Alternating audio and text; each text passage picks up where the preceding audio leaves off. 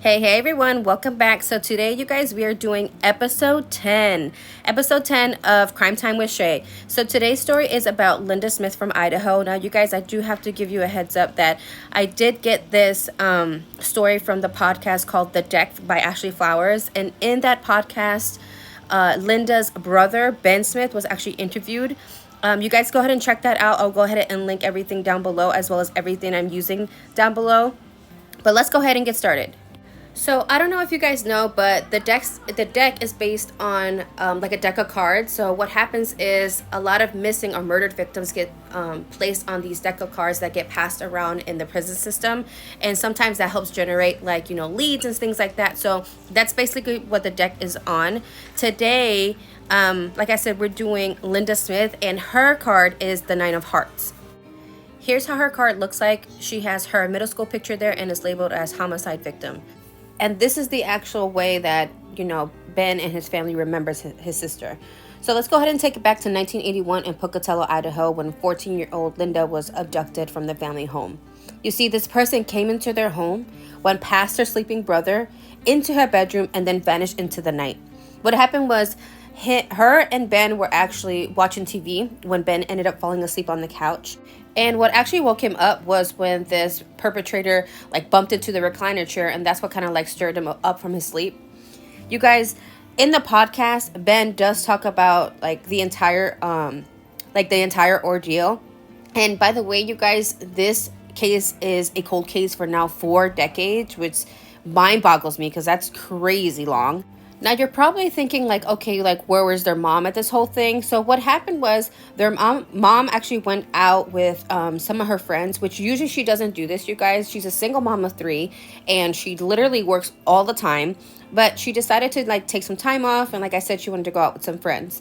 So Linda, which was the oldest of them all, and her little brother Ben were at home, while their 13-year-old sister Lori was actually at the grandparents' home. Now the grandparents' home is 45 minutes away from where they live, but like I said, their mom just wanted to go out and hang out a little bit, blow some steam.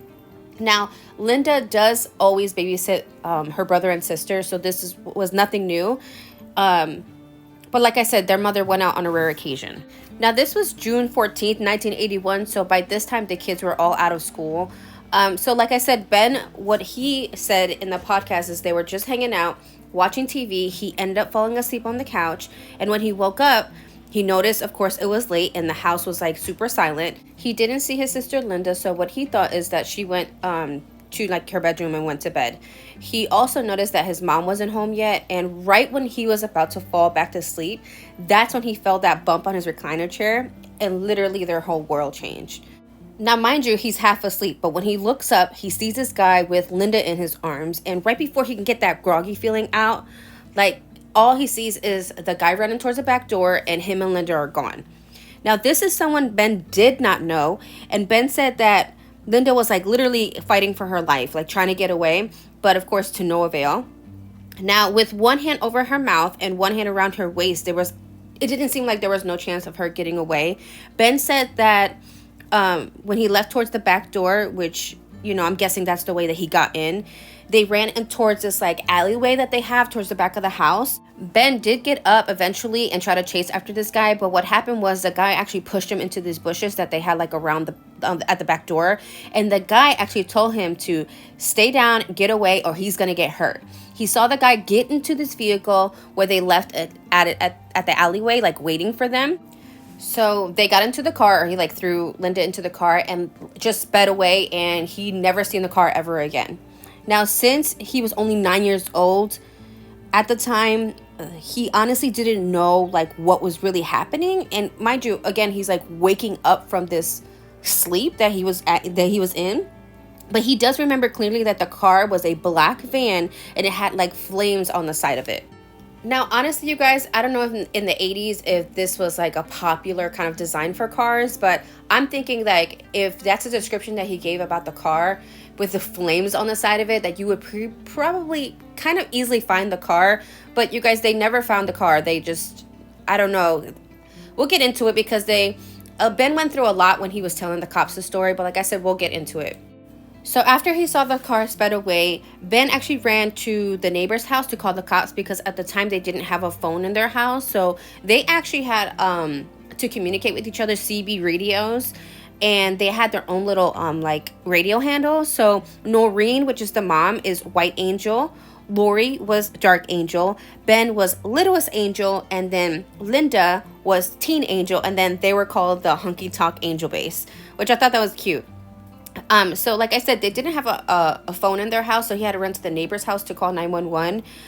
Believe it or not, you guys, when the police got there, the way they treated Ben and the whole situation just makes me so sad and mad at the same time. So according to when the call was placed, it was about 2 o'clock in the morning. Now, Noreen was actually on her way home at that time when she got a page from the police saying that they're looking for White Angel. So I'm guessing that they ended up using this CB radio kind of tactic to kind of try and reach Noreen. When the cops actually came to their house, I mean, they weren't really as alarmed or engaged or even frantic like Ben was. They almost thought that he almost made the story up and that the abduction wasn't legit. I mean, let me tell you something, you guys. Me as a 9-year-old, my daughter's almost 9. I raised a couple kids, my twin brothers, my nephew, past the age of 9. I'm going to tell you something. Ain't no 9-year-old running around at 2 o'clock in the morning talking about my sister was abducted. I'm just saying. Because the way they treated Ben is as if he was lying just to cover, like, Linda's tracks. Like, if she was a teenager just trying to go out and party. They even implied that she, like, voluntarily left with this man and just ran away and just accused him of making up this story. How frustrating. This boy just witnessed his sister being abducted from a safe place, meaning their home, their sanctuary, and they were basically telling him that he was lying. That's so, like I said, it makes me sad and mad at the same time. Now, the reason why they thought that he was just trying to cover it up kind of thing, because like I said, she wanted to go party, because there was a party going on down the street. So they figured that's where she was. But the police went over there, and Linda was not over there, obviously. Now, these police, they were inexperienced, they were new, but they also seemed like just lazy and didn't want to be bothered. By the time his mom got there, because obviously he was being questioned without the mom, like, what the heck is that? But anyways, when his mom finally got there, he started, like, kind of, thinking to himself, like, did I see what I saw? Was it real, kind of thing? Like, he started questioning himself. And to me, that's not the way you handle somebody, especially a kid when 9 years old. Like, I mean, the reason why they were also thinking this because to me, he was in shock. So what happened is his memory would go and then his memory would come back. And then something would trigger his memory and then he will remember something else. So that's why they were thinking also that he made it up. But again, he's 9 and just went through a traumatic situation. And even if you're like an adult and went through this, like, the mind works in mysterious ways. So when you remember something, I mean, you don't take it like a grain of salt kind of thing. You know what I mean? So Ben did have a hard time giving a description of the abductor, but it was because the guy actually had a hoodie over his face and kind of had it scrunched up, so all you can see is almost like his eyes. But he did mention that the guy did have a beard, and like I said, he had a hoodie kind of pulled over his face kind of tight, so that's why it was hard for him to make a description of him. But what he does remember is the smell, and literally gave him PTSD, you guys. It was the smell of like beer and like sweatiness, and like, because when you drink beer and you sweat, it does come out through your pores. So I guess that's what he was smelling, and that literally sent him into a PTSD kind of frenzy, which so sad.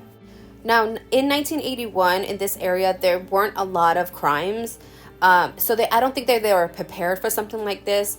This town is about 2.5 hours, no, maybe 2 hours, I think, from Salt Lake City.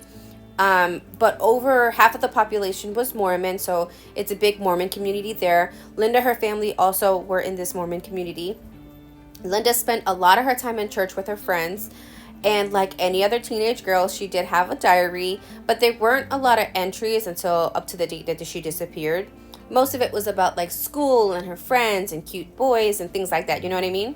Her first journal entry was in October of 1979, and this is where she wrote, quote, "I went to church today and had a great time.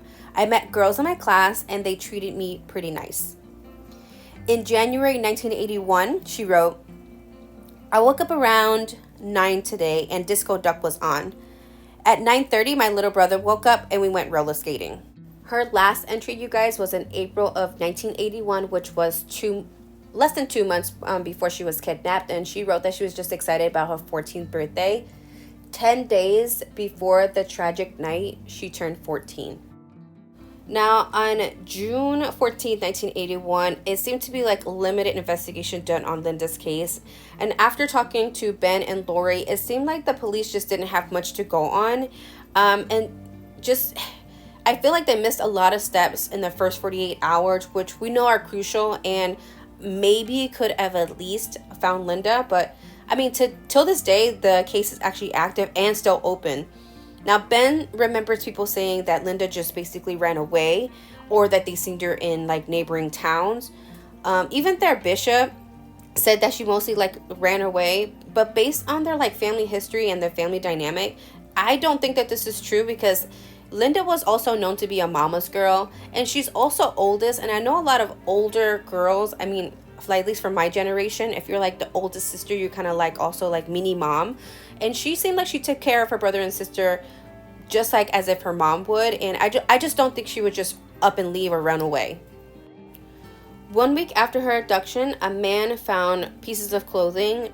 Now at the time he didn't think there was like too much of it, so he just like initially just let it go. But something in his mind or his gut kept telling him to kind of like go back. And what he did, he actually ended up calling the police 2 days later to report the clothes.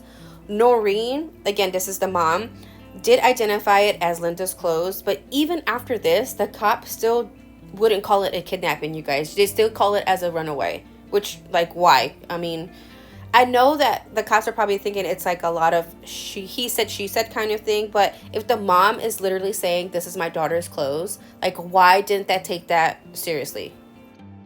In the summer of 1982, so this is a year after she was abducted, tragedy struck again, you guys. So 3 little girls were playing near an area called Sagewood Hills. I don't know if this is like a cul-de-sac or like an area where kids could play, but either way, they did find some bones there. Now, at first, they were not as alarmed as you would think because bones found near the woods is kind of common in Idaho because of like hunting or target practice or, you know, things like that. But what happened was, in the pile of bones, they saw a piece of a skull. I don't know how old you guys, these little girls were and how, you know, how did they know it was a piece of skull? But the girls did take it home to show one of their moms, and the mom was like, oh, hell no, and ended up calling the police. I mean, if my daughter brought something home like that, I would kind of freak out internally, you know what I'm saying? But anyways, like I said, the mom was like, oh no, not having this. We're going to call the cops. The cops did end up going to that subdivision where the kids were playing to search that area, and they did end up finding more bones. So they sent what they have to the medical examiner to have like an estimated time of like how long the bones were there. So they were thinking that it's been there for a couple of months, you guys, almost even close to a year. And they ended up comparing the teeth from like the skull that they found. And that's when they confirmed that some of those remains were from Linda Smith. The police also found human hair and other pieces of clothing that belonged to like 3 different pair of pants. Now, info about the pants of them being Linda's or not has never been made clear. I mean, even Ben doesn't know that. But to me, that's obvious that more than one victim was laid to rest there, kind of thing.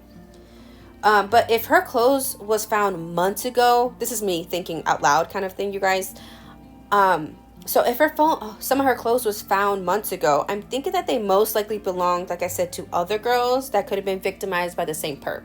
What do you guys think? So the police ended up doing a press conference, and at that press conference, they did confirm that some of those bones were from Linda Smith, and they finally announced that foul play has been involved, and they also couldn't determine the cause of death, and that Linda was obviously not a runaway. Now, on the day of the press conference, Ben was actually in school when it happened, but he was actually days from turning 10 years old, you guys. And instead of feeling excitement for this little milestone that he was about to reach, it was actually filled with sadness, because when he got home, his grandpa was waiting for him in his room to reveal the news to him, saying that they did found Linda and, that she had passed away. And honestly, you guys, by the time that the case got to this point and they finally stopped classifying as a runaway, more as a kidnap to homicide, I mean, you guys know the saying, it's a little too late. You know what I mean? Like, all of the evidence, everything they could have done was long gone for them to even process anything. Ben and his family actually never went back to the home since that day. They actually moved in with their grandparents, and a whole new family ended up moving into their house. Like just a whole different family moving in.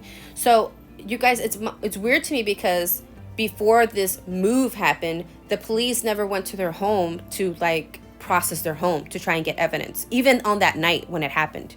So like I said, all the evidence is just long gone.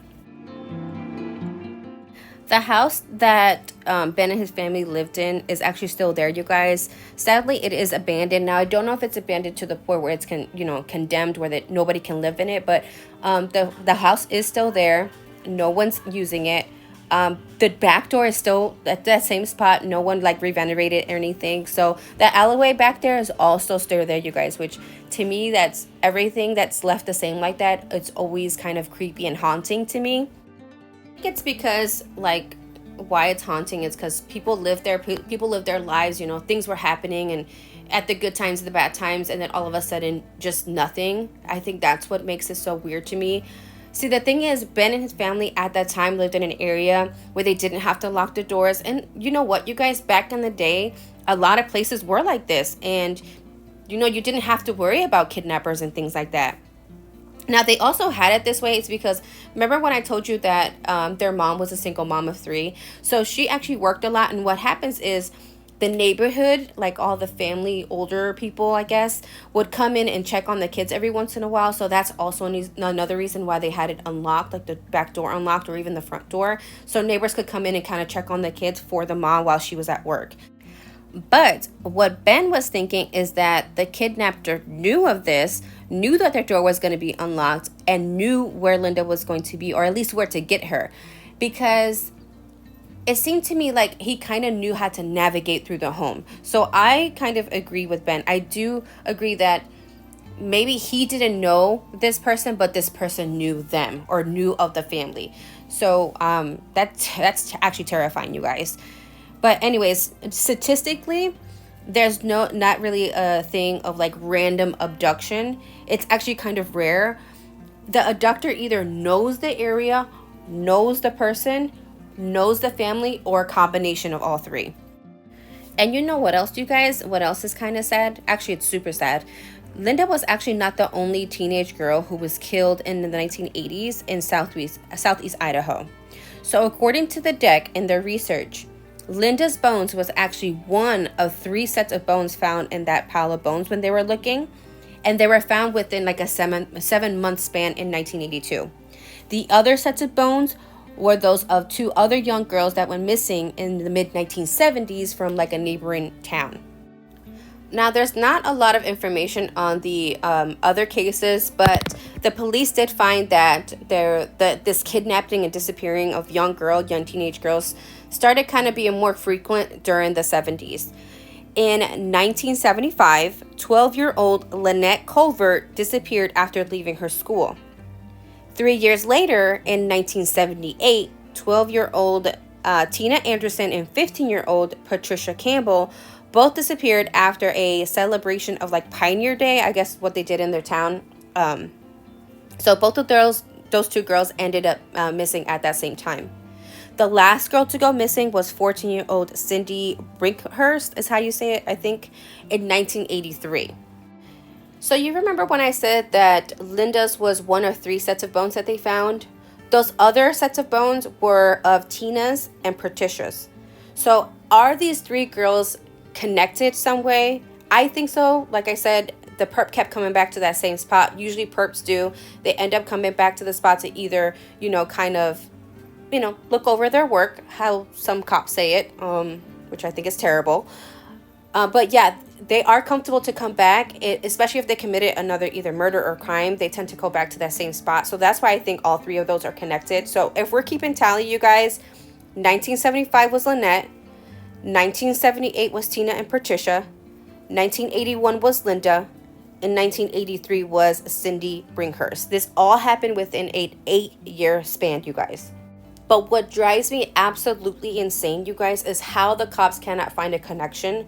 They think even with Linda, Tina, and Patricia, even those are not connected. But you guys, they all went to the same junior high.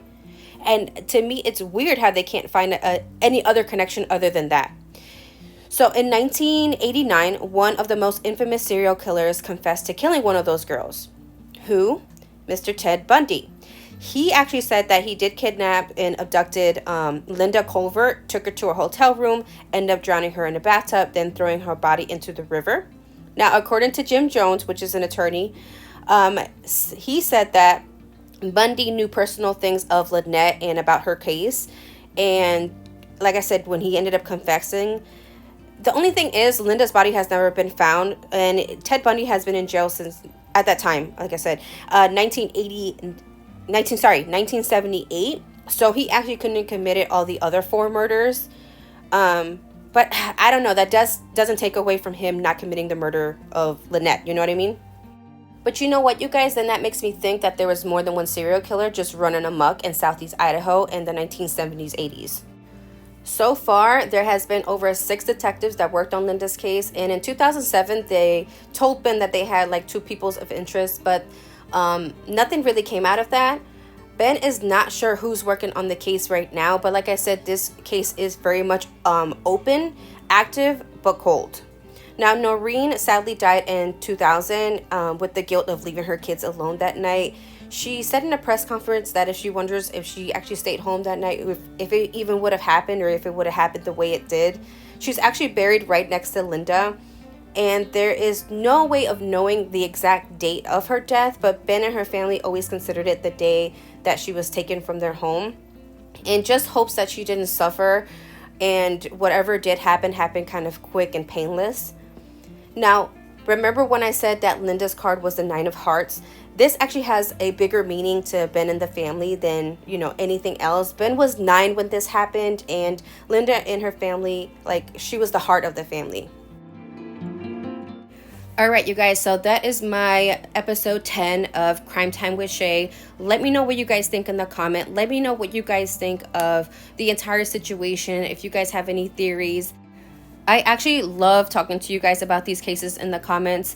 You guys don't forget to subscribe for more, and you guys make sure you keep them relevant, keep saying their name, and keep telling their story. Like I said, don't forget to subscribe and comment, and I will see you guys in the next one.